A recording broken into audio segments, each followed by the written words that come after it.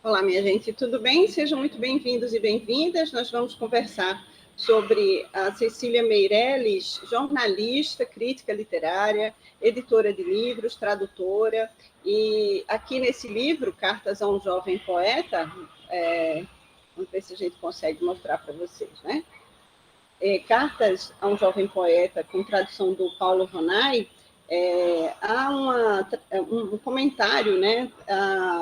A canção de amor e de morte do porta-estandarte Cristóvão Hilke. Esse comentário, né, de Cecília Meirelles inicia o livro, e eu gostaria de trazer para vocês nessa edição antiga, que eu manuseio até com algum cuidado, porque as páginas já estão se deteriorando pelo efeito do tempo, né? Então, vou aqui dar a voz às palavras de Cecília Meirelles. Não se vai tentar a tarefa quase impossível de falar de Rainer Maria Rilke na brevidade dessa apresentação de duas de suas obras, talvez as mais fáceis de traduzir e de explicar, por se comporem a primeira da série de 10 cartas que dirigiu entre 1903 e 1908 ao jovem poeta Franz Xavier Capuz, e a segunda do poema A Canção de Amor e de Morte, do porta-estandarte Cristóvão Hilke.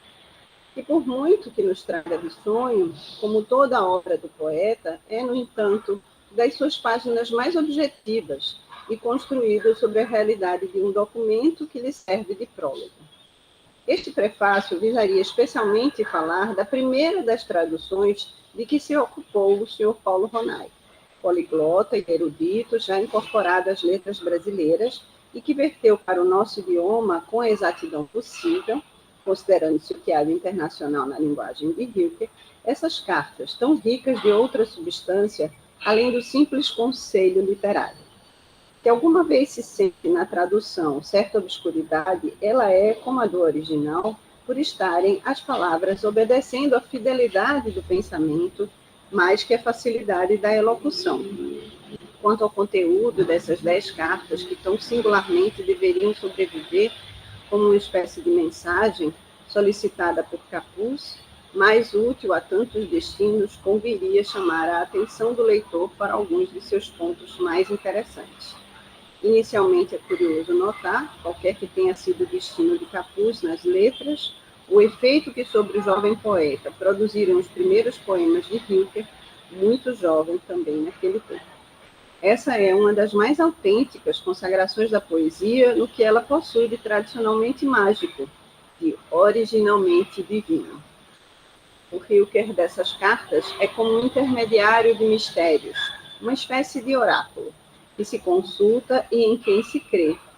Talvez, na verdade, isso já venha a seguir, Capuz não lhe tenha inspirado com seus escritos uma veemente esperança. Mas Hilker não iria colocar, à maneira dos críticos, uma nuvem sobre os seus sonhos de fazer e sentir poesia. De mil modos delicados, porém, lhe iria indicando as 1000 condições favoráveis para se aproximar do sonho, para chegar à sua margem, ao menos, uma vez que nem sempre a travessia é permitida.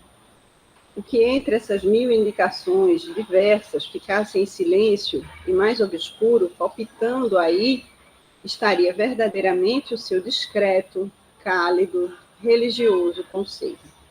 Não ignorava o que é necessitar de alguém, aquele que, pela mesma época, escrevia a Auguste Rodin, pedindo-lhe, por sua vez, conselhos sobre o segredo de viver e de criar. Do exemplo que recebe, do consolo que para si extrai, pairando em redor do grande escultor como um pássaro em torno de uma rocha. Vai tecendo essas cartas que são como a sua própria experiência, purificada e revelada. Por isso, as respostas de Hilker não oferecem a Capuz uma receita literária, embora digam coisas essenciais sobre o exercício da literatura. Vão mais longe. Tratam da formação humana, base de toda a criação artística. De literatura, propriamente, pouco falam as cartas. Podem ser resumidos os conselhos do poeta em algumas linhas. Escrever só por absoluta necessidade. Evitar temas sentimentais e formas comuns. escolher as sugestões oferecidas pelo ambiente, a imaginação e a memória. Não dar importância aos críticos, não ler tratados de estilo. O resto é muito mais importante, uma vez que a parte formal da arte acaba sempre por se realizar, quando atrás dela há uma impossibilitação total ou imposição total da vida transbordante. Por isso, aplica-se a valorizar, aos olhos do jovem capuz, a necessidade de um mundo interior, de uma clarividência, de um gosto da solidão constante e inteligente, de uma visão diversa do amor, de uma ternura pela natureza e pelos mínimos aspectos das coisas, de uma paciência interminável, de uma aceitação leal de todas as dificuldades, de uma fidelidade à infância, de uma expectativa de Deus, de uma compreensão mais humana da mulher, da disciplina poética humilde e vagarosa. Mas, sobretudo, a solidão assume nessas cartas um caráter de heroísmo e de magnificência, a ponto de poder dizer que o homem solitário pode preparar muitas coisas futuras, porque as suas mãos erram menos. Depois dessas 10 cartas que constroem a atmosfera do pensamento e da sensibilidade de Rainer Maria Rilke, o leitor encontrará a Canção de Amor e de Morte, do porta-estandarte Cristóvão Rilke. Escrita, como se sabe, de um fôlego, numa noite de 1899. A fama do poema atravessou rapidamente toda a Europa e chegou à América, não sem um certo desgosto da parte do autor, que naturalmente conhecia o valor de outras composições suas, mais lentas em caminhar. Essa tradução pode-se dizer que estava feita desde 1929, sobre a versão francesa de Suzanne K. Por que foi feita nem se sabe, uma vez que não se premeditava a sua publicação, de certo pela própria simpatia que o poema desperta, pela força de que dispõe e que o vai impelindo sempre em outros idiomas. Sobre um poema quase nunca há nada a dizer. Deseja-se que seja amado, se for possível. Quanto a esta versão, procurou-se aclarar sobre o texto original, antes de a publicar, algumas obscuridades da primitiva tradução, e deve-se ainda ao Sr. Paulo Ronay o favor de ter socorrido em certas dúvidas, assegurando-lhe assim uma fundamental justeza. Não se sabe como é agradecer em tempos como esse que um editor permita ao poeta, que o mundo viu passar com modos tão sobrenaturais, levantar aqui, quase 30 anos depois de sua morte, esse rosto de sonho, que os homens secretamente reconhecerão e com o qual ficarão comovidos e perturbados.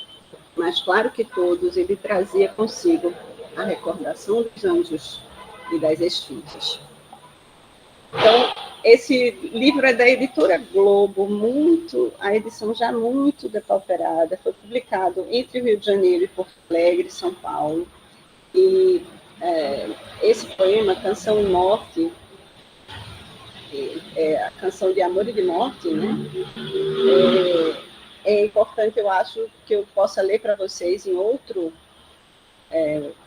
vídeo e possa novamente aqui cuidar de manusear bem o livro por conta da sua condição. Mas aqui está, a Canção de Morte, de Amor e de Morte, do porta-estandarte Cristóvão Rilke, com tradução de Cecília Meirelles. Então, estamos aqui há alguns minutos, eu lerei para vocês em outro vídeo, é só procurar aqui na timeline.